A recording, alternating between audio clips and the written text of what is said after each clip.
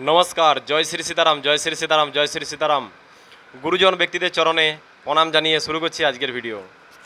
তো আজকের ভিডিওর বিষয় হলো আপনাদের কিছু কমেন্ট আছে। তো কমেন্টে আপনারা এমনভাবে কমেন্ট করেন এবং এমনভাবে ফোন করে আপনারা কিছু বলেন, তো আমার মনে হলো যে এই ব্যাপারেও আপনাদেরকে সঙ্গে কিছু আলোচনা করা দরকার। ভিডিওর মধ্যে আমি বিভিন্ন বিষয় তুলে ধরেছি, বিভিন্ন বিষয়, বিভিন্ন জানকারি, বিভিন্ন ধরনের যোগাযোগের মাধ্যম, যে যাওয়া আসার যে ব্যাপার, সম্পূর্ণ বিষয় দেওয়া আছে ভিডিও। তো আপনারা যারা যারা ভিডিও খুঁজে না পাবেন তারা ওই প্লে লিস্টে যাবেন। প্লে লিস্টে গিয়ে থাম্বনেলগুলো একটা একটা পড়তে পড়তে নিচে যাবেন, দেখবেন আপনারা আপনাদের যে বিষয়ে প্রশ্ন, সেই প্রশ্নের বিষয়ের কোনো না কোনো একটা ভিডিও আপনারা পেয়ে যাবেন। আর আপনারা এইভাবে প্রশ্ন করবেন না, ফোন করে আপনারা বলবেন কেবলমাত্র একটা ছোটোখাটো প্রশ্নের জন্য ফোন করেন। কেন, এর জন্য তো হোয়াটসঅ্যাপও করা যেতে পারে। ফোন তো সবসময় তুলতে পারি না, কিন্তু ফোনের উপরে ফোন, ফোনের উপরে ফোন, এইভাবে আপনারা ফোন করতে থাকেন। তো কেউ আমাকে প্রশ্ন করে যে আমি তো মাছ খাই কিন্তু মাংস খাই না, তো আমি কি আরজি বানতে পারবো? তো এই ধরনের প্রশ্ন আপনি করবেন না। আমি বলে দিছি আগেই বিভিন্ন ভিডিওর মাধ্যমে, মাছ, মাংস, পেঁয়াজ, রসুন, এগুলো ধামের নিয়ম আছে। ধামের সঙ্গে যুক্ত থাকলে এগুলো বন্ধ রাখতে হবে। মাছ, মাংস, পেঁয়াজ, রসুন।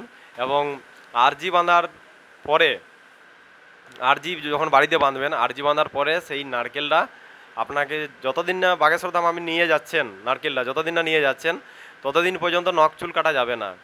তো আবার কেউ বলছে আমি তো চুল তো কাটি না কিন্তু নখ কাটি, কোনো অসুবিধা নেই তো? আমি পরিষ্কারভাবে বলে দিছি যে এখানে যে নখ চুল কাটা যাবে না, সেখানে বলছে আবার নখ কাটিতে চুল কাটি না, চুল কাটিতে নখ কাটি না। এটা কী ধরনের প্রশ্ন হতে পারে? এবং এইটার জন্য যে বারবার ফোন করবেন আপনারা, আপনারা কমসে কম নিজের ব্যাপারে না ভেবে অন্যের ব্যাপারে তো কিছু ভাবুন। আপনাদের ধরুন আপনারা বারবার ফোন করছেন এই সামান্য একটা ছোটো ব্যাপারের জন্য, জিজ্ঞাসার জন্য। তো এটা তো হোয়াটসঅ্যাপের মাধ্যমে বললেই পারবে। আপনি আমাকে ফোন করলেন, আমি কোনো কারণে তুলতে পারলাম না, আমি আপনাকে ফোন করলাম, আপনিও কোনো কারণে তুলতে পারলেন না, তাহলে একটা সময় ওয়েস্টেজ হলো। সময় সময় মানে কি বলবো, আর সময়টা বেকার চলে গেল। তো এই জন্য আপনারা হোয়াটসঅ্যাপের মধ্যে জিজ্ঞেস করতে পারেন।